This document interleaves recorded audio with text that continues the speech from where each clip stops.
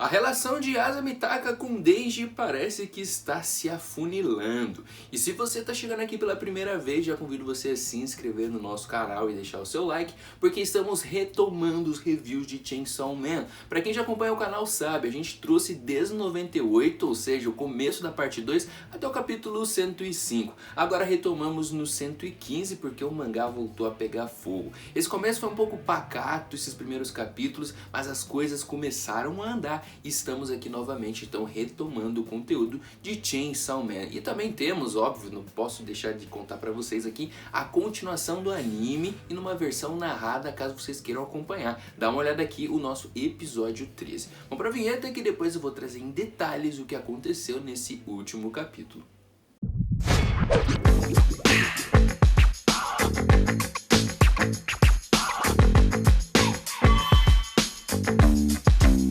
Nos últimos capítulos nós vimos a importância da Asa conseguir criar uma arma poderosa para auxiliar o demônio da guerra. Agora, o que poderia ser feito? Um dos pontos levantados foi você matar alguém, transformar em arma alguma pessoa que talvez não fosse tão boa, mas que a Asa conseguisse matar mesmo com dificuldades. E a pessoa encontrada foi o Denji, vocês lembram, né? Já que ela entendeu que ele não tinha uma vida com valor tão alto.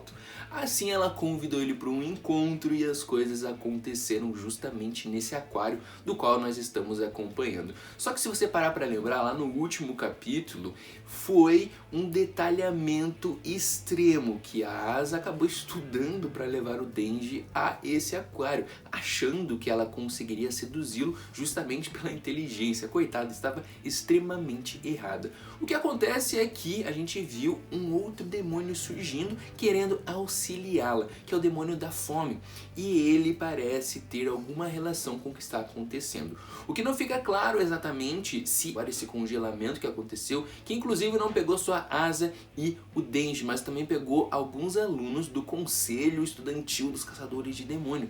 Inclusive o Yoshida também está por lá. Todos eles acabaram sendo presos nessa parada do tempo, esse congelamento mesmo. Agora, quem realmente é o responsável por isso? Será mesmo que é o demônio da fome? Ou será que a gente está vendo novamente em ação o demônio da eternidade, que já apareceu lá no começo do mangá? Inclusive na primeira temporada do anime, foi um dos últimos vilões a aparecer. Agora, seria mesmo um retorno? Nós já vimos o retorno do demônio morcego nessa segunda parte. Seria o Eternidade novamente fazendo ponta por aqui? Ou seria alguma relação com o demônio da fome, já que foi a partir dos seus movimentos é que a gente viu tudo isso acontecendo? O que a gente sabe já até agora é que todos eles já se encontraram ali, os colegiais no caso, né? E perceberam que não tem saída. O que eles vão fazer, já que todos os lugares ali praticamente estão conectados, um corredor praticamente infinito, e as salas adjacentes também aparecem ali como se fossem apenas repetições. Tudo parece estar apodrecendo também, já que eles acharam até que teriam água infinita e comida infinita pelos peixes, só que se eles não conseguem comer tudo ao mesmo tempo, o que acontece? Eles apodrecem. O cheiro também deve ficar daquele jeito, né? Outra coisa importante a citar aqui é que as descargas não estão funcionando, ou seja, não tem nenhuma conexão com outra parte do mundo.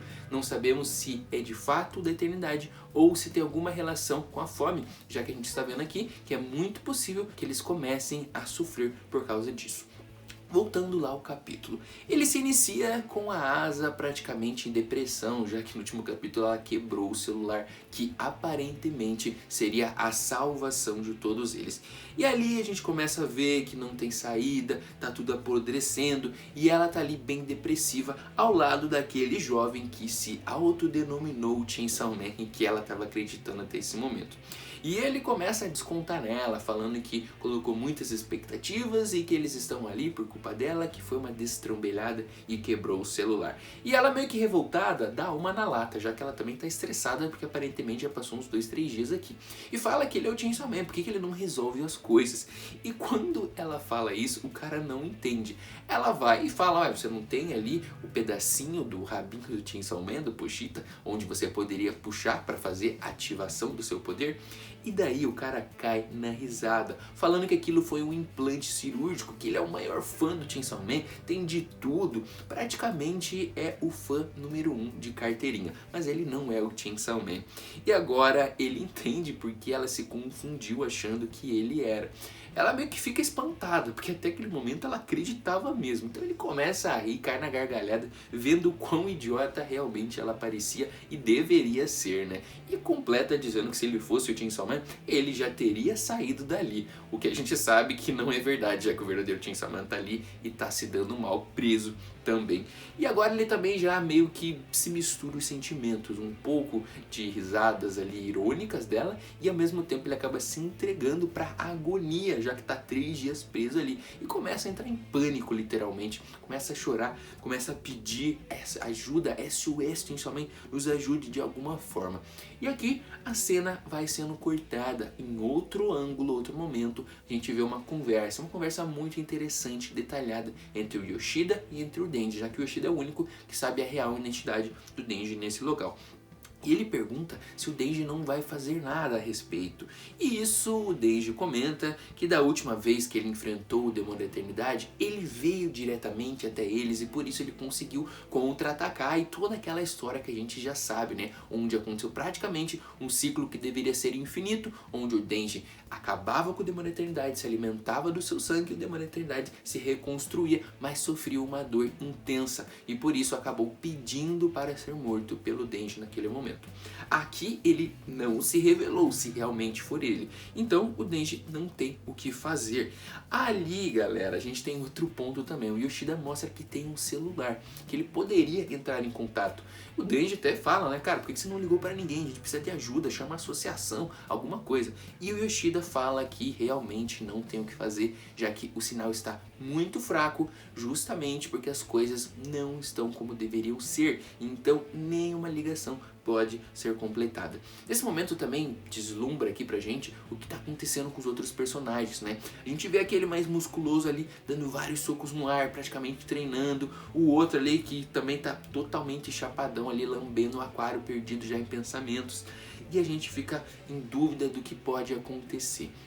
Aqui o Yoshida traz a informação de um terceiro demônio que pode estar com algum tipo de relação no meio do que está acontecendo, que é o demônio da morte. E ali o Yoshida pergunta, será desde que você conseguiria comer? E aqui a gente abre uma aspas, um asterisco, para fazer algumas relações com o que a gente sabe da história até então e tudo que nos foi apresentado. Afinal de contas, o poder do Chainsaw Man de comer outros demônios e praticamente dar um fim a eles é sábio por poucas pessoas. E o Yoshida ter essa informação mostra que ele é muito relevante na história e muito mais do que a gente imagina, já que é um cara que teoricamente ainda está no ensino médio, ou seja, muito novo e tem um grau de experiência e de informações extremamente alto. Agora, a pergunta dele faz muito sentido. Será que o Chainsaw Man conseguiria? E se conseguisse, o que iria acontecer? Afinal de contas, tantos outros demônios já morreram e os seus caos, os seus medos acabaram desaparecendo. Com o demônio da morte seria o que? As pessoas deixariam de morrer? Seria um ciclo infinito? Já que para existir vida você precisa que exista a morte, é um ciclo natural. E aqui a gente tem essa grande indagação de Yoshida, o que aconteceria e se é possível o nosso Denji fazer isso. Enfim. Ali o diálogo meio que se encerra, o Denji continua andando por aí e encontra enfim a Asa, que já está separado lá do outro louquinho. Ela tá dentro de um dos aquários ali, bem chateada, depressiva, e o Denji pergunta o que tá acontecendo com ela, se ela tá bem, se ela tá se alimentando, e ela diz que tá com fome. Lembrando que no último capítulo ela disse que não come peixes, e não era uma brincadeira, literalmente ela não come mesmo. Então ela tá com muita fome. Os outros até devem ter se alimentado dos peixes, mas ela realmente só tomando uma aguinha. O Denji pergunta novamente, né, porque ela diz que não gosta, ela continua ali depressiva, e ali a gente vê um lado mais sentimental, já que por muitos momentos a gente viu a Asa um pouco autoritária nesses últimos capítulos, já com algumas confusões mentais, né, entre o demônio da guerra e ela sobre o que fazer da vida até aquele momento. E aqui meio que a gente percebe que ela deu um passinho para trás e começa a pedir desculpas para o Denji, falando que ele só tá ali por causa dela, que ela que convidou ele para um encontro, se senão ele não estaria passando por isso. E ela diz, né, que ele não vai entender, mas que era apenas um plano para transformá-lo em uma arma. Só que assim, ela também confessa que não conseguiu. Teoricamente o Denji não tá entendendo nada, e ele realmente não tá, né, porque nós estamos falando do Denji, né, que tem um parafuso a menos.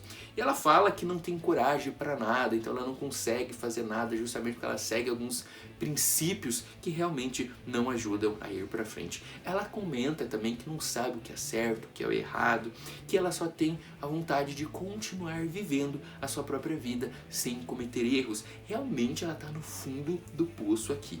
E confessa, né, algo que a gente comentou, inclusive não comentamos quando tivemos review no capítulo passado, mas para quem leu com certeza deve ter se pegado, que é o ponto onde a gente vê que ela é acusada de ser uma pessoa chata, e aqui ela confessa que realmente é uma pessoa. E o Denji meio que se sensibiliza, ele entra dentro do aquário e pergunta pra ela o que ela tá resmungando. Ou seja, além de ele não entender se ouvisse, realmente ele nem deve ter entendido, já que ela tava falando baixinho, meio choramingando.